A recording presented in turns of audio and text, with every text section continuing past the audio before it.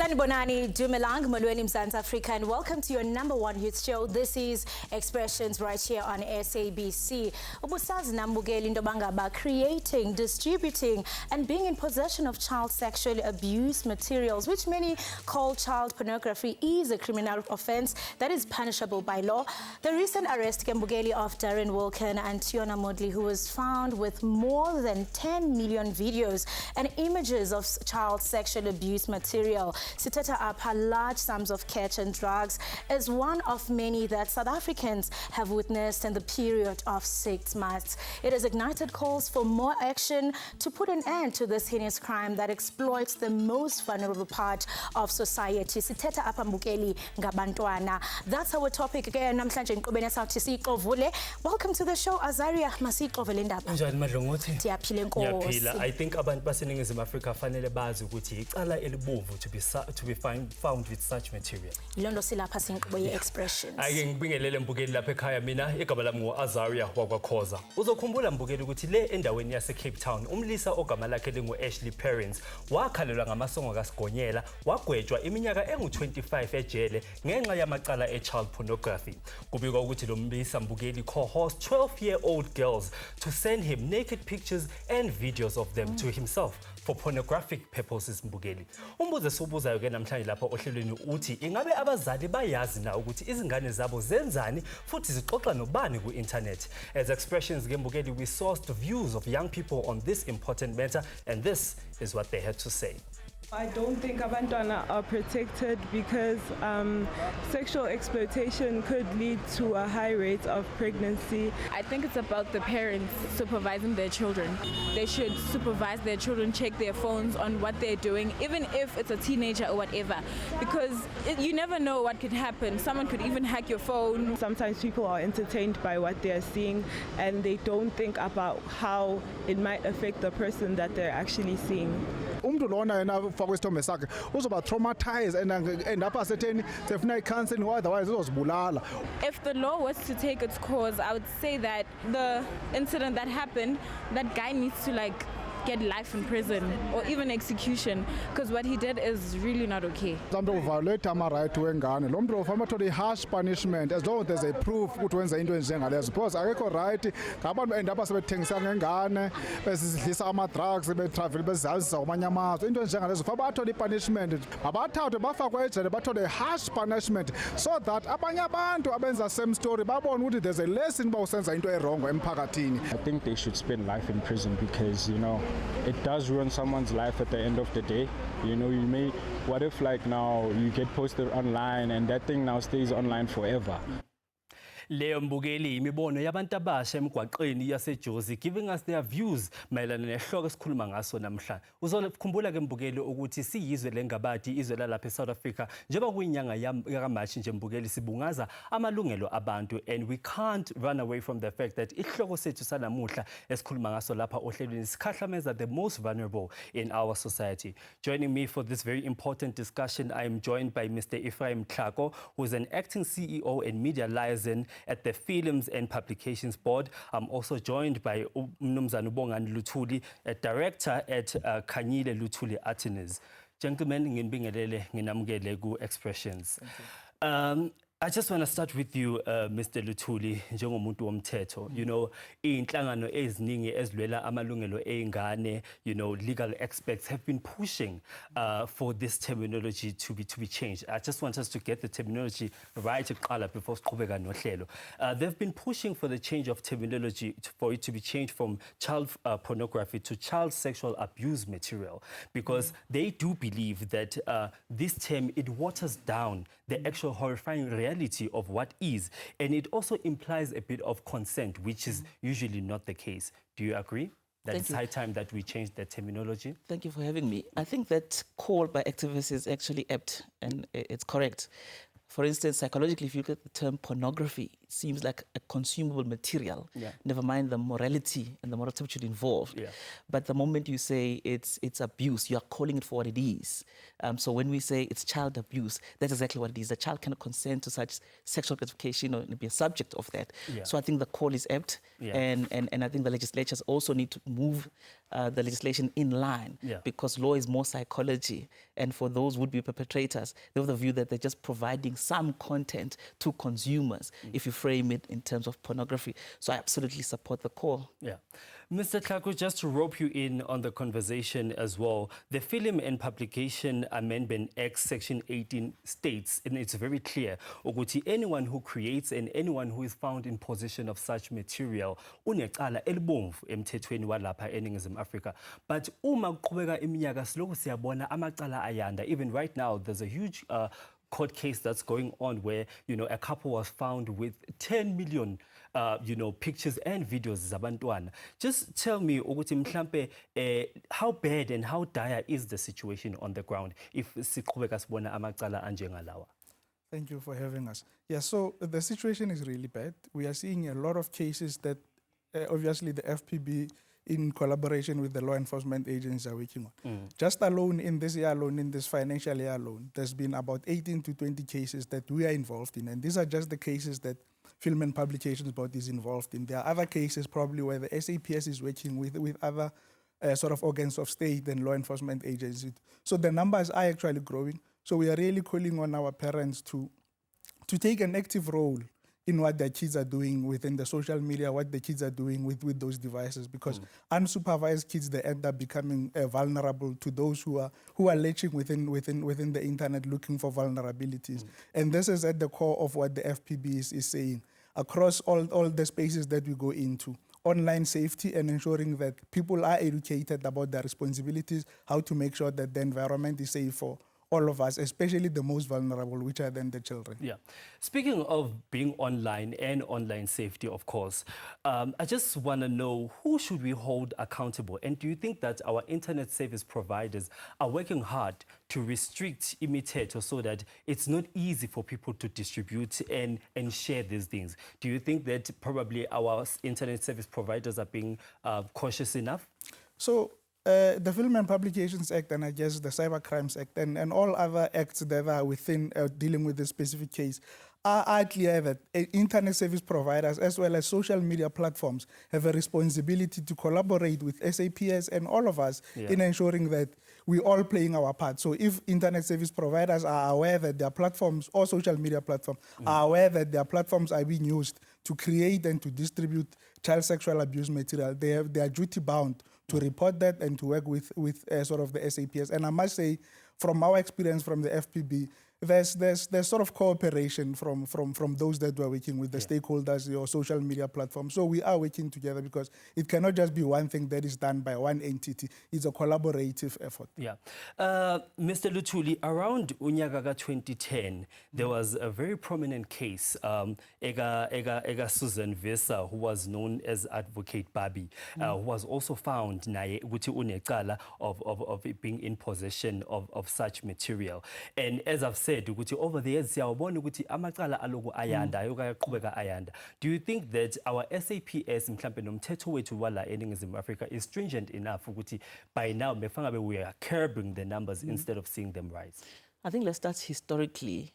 You'd understand that the UN Convention on the Rights of the Child was the first piece of convention and instrument that was signed by the democratic government, and that was in 1995. And it went on to be the most widely ratified piece of convention that tells you the wherewithal, the need and the drive towards, at least at face value, to deal with this as a scourge.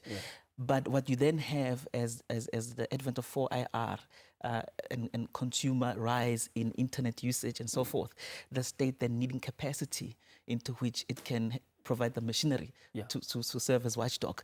So that's why then in around about 2022, 2021, you have the Cyber Crime Act coming into being. You have the SABC itself capacitating itself through Serial and Electronic Crime Investigations Unit, which deals specifically with that. We are behind in terms of the speed into which you can prosecute these things. There's also questions of whether is there public outcry, and like the point that was being made around collaboration. You need more of that. But I think it's just not enough in terms of machinery. Again, the wheels of justice grind very slowly, which is frustrating, number one. Number two, which can lead to evidence being lost. Number three, we know that people don't come out because they are scared of reprisals when they do. So a lot needs to be done. Yes, the framework is there. It's a matter of now having the political will and the infrastructure as well as expertise to capacitate the state in this. Mr. Clark, you know, as I did say, that ihloko sethu sanamuhla sikhahlameza kakhulu, the most vulnerable in the society. I just want you to speak to me a bit about some of the campaigns that you guys have to promote internet safety. Okay, so this is very important because although the laws and all the regulations could be there, we are seeing this as a more of a societal issue. Hence, we're focusing most of our campaigns on just educating the public, especially kids. We go to schools, we partner with schools, we partner with teachers, we partner with parents, just ensuring that people are aware of the circumstances and the issues that are coming through. One of the key major events we had was on Safer Internet Day on the 11th of Feb, where we're celebrating this International Day on an annual basis, just raising the awareness that the internet space is a great space, but there are issues that could come out of it, especially for the vulnerable, which is children. And this sits at the core of what the FPB is doing. So there are a number of campaigns that we're working closely with social media platforms, closely with all the other platforms within the sector, in going to schools, going to sort of the communities, to ensuring that people are aware of their rights online and how to become a responsible digital citizen. Because this is the message that we send out to kids, is that the internet never forgets. Whatever that you're putting on the internet will always be there. It will follow you. You will be 30 one day. Those images, those videos are going to follow you. And you need to be responsible how you are acting on the internet and ensuring that people can take advantage of you. Ayikembukeli umbuzo esibuzayo ukuthi how safe are you uma uku-internet, and njengomzali ungabe uyazi ukuthi umntana wakho wenzani ku-internet futhi uxoxa nobani ku-internet. Okwamanje ake sithi qhu eyitolo mbukeli. This is Expressions right here on SABC 1.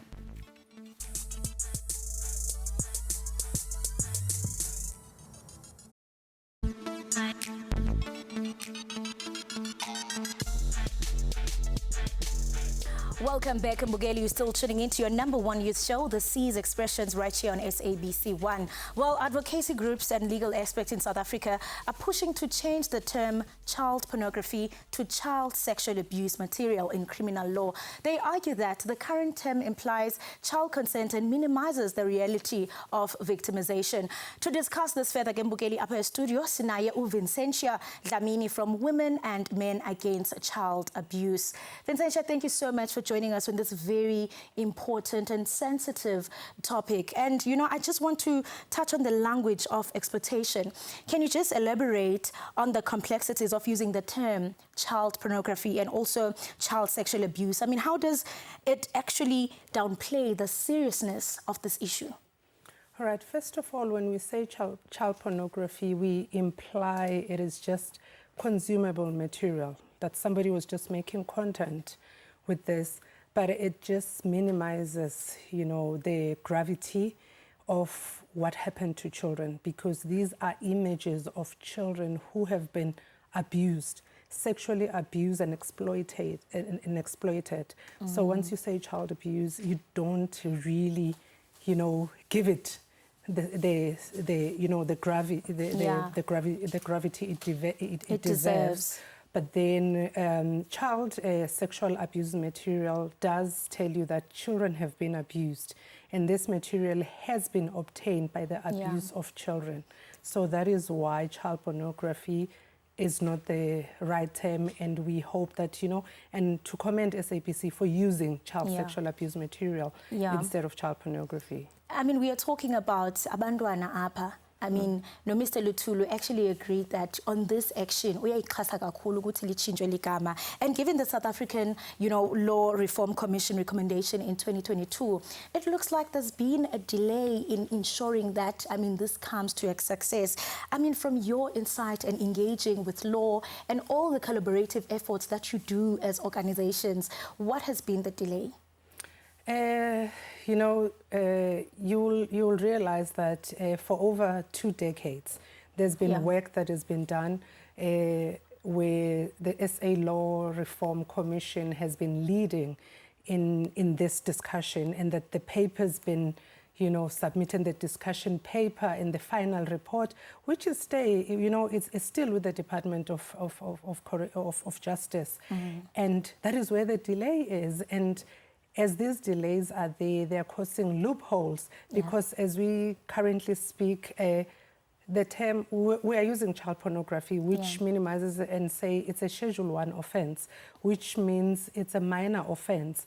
So as soon as we give it the right terminology and actually put forward, what we expect, that this needs to be a Schedule 5 or 6 offence, because it involves sexual abuse of minors. And for example, rape of a child is a Schedule 6 offence. So it doesn't make sense that when a child has been raped and they've been filmed, that offence, you consuming it, you are just being seen as and this is certainly a call for action, because hence we are addressing it today. It means that it really needs urgent attention. And I do want us to touch on the digital safety paradox. This raises questions of the internet does not forget. A 12-year-old, you're exposed to all of this. What's some of the strategies that caregivers and parents can actually employ to ensure that without obviously infringing their privacy with phones? Okay, one, we need to acknowledge that we are living in a digital age, and then we cannot say, let's take away the phones from our children. But we also need to educate the caregivers on measures that they need to put in place. For example, there's other apps that parents can install on the children's phones to actually look at what they're saying. But unfortunately, when it's somebody who's going to coerce a child to send them naked pictures, and when the child sends and delete, it becomes a problem. That is why then we rely on the government, on SABC, on everybody to actually, play a role in ensuring that we also set a precedence to say, if you continue with such acts, they are going to be punishable, and you're going to have serious repercussions for your actions. Exactly. Hence we have the law experts who unpack that there are serious repercussions to all of this. Thank you so much for joining us. And everyone has a role to play. Now embukeli apekhaya unayindima onothi ukuyidlale tuqinisekise into okubana we prevent further exploitation kulomba sithetha ngawo namhlanje. Be sure to interact with us on our social media platforms. Uluvo lwakho lubalekile kule ngxoxo. Kodwa ngoku masithi siqhwisi bhatala amatyala. You're watching Expressions.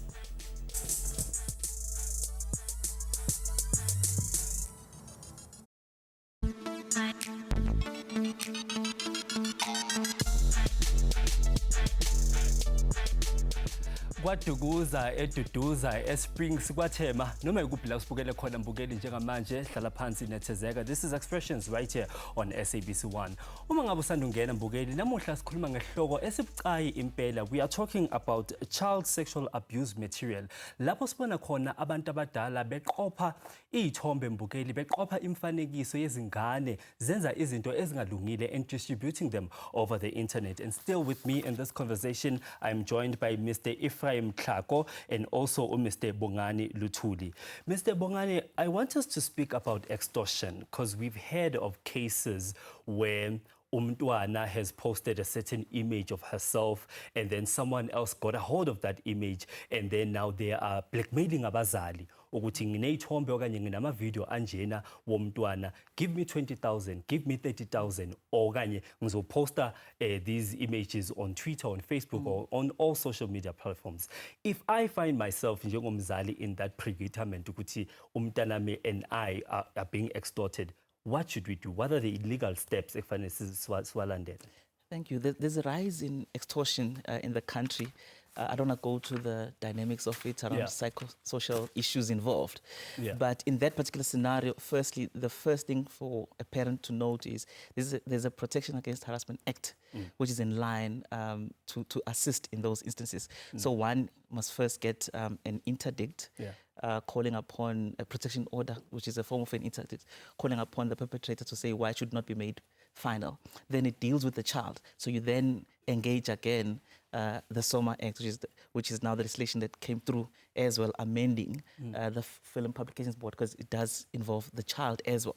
And then you work with that special unit, the searching of the SABC, so that you have this multi-pronged approach into combating this. So there's a harassment part, and then there is also the Cybercrime Act that's involved. And when you use all those machineries, we can likely see justice as well. Mr. Tlhako, how do we best educate abantwana bethu nabantu abasha lapha eNingizimu Afrika to protect themselves on the internet? Because we also just heard ukuthi what you post on the internet stays on the internet forever. Sibafundisa kanjani abantwana bethu to protect themselves now, so that in 10 years time, in 5 years time, they don't find themselves that are circulating out there on social media or on the internet?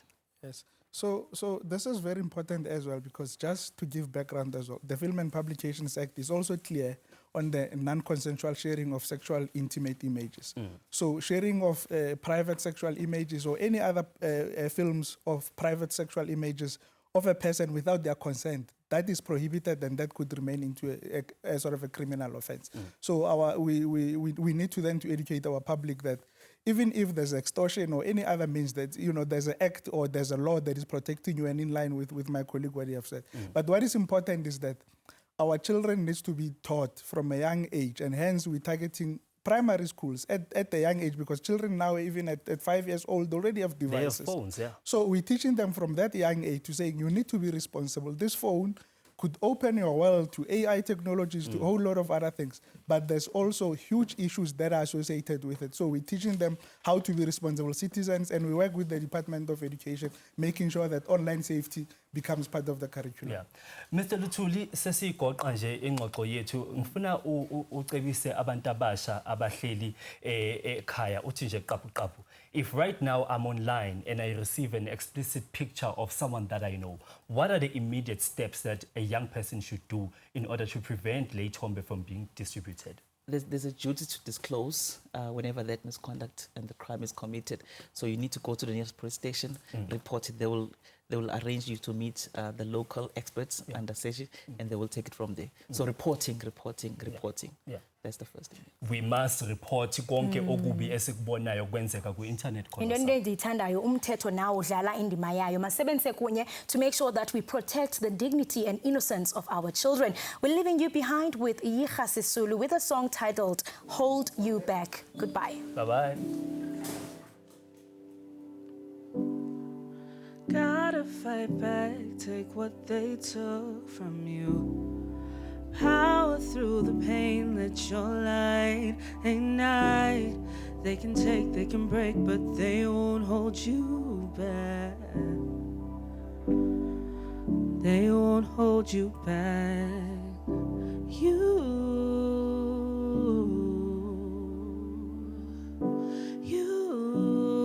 got a voice, use it. I'll be right by your side, so rise up, keep going, don't you dim your spark. And they may try to silence you, but your love will persist, rising up from the ashes, burn like a phoenix, like you do.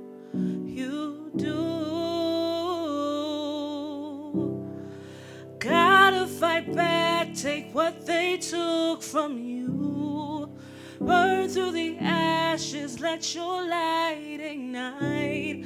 They can take, they can break, but they won't hold you back. Oh, they won't hold you back. Gotta fight back, get what they took from you, burn through the the ashes, let your light ignite. They can take, they can break, but they won't hold you back. Oh, they won't hold you back. Thank you.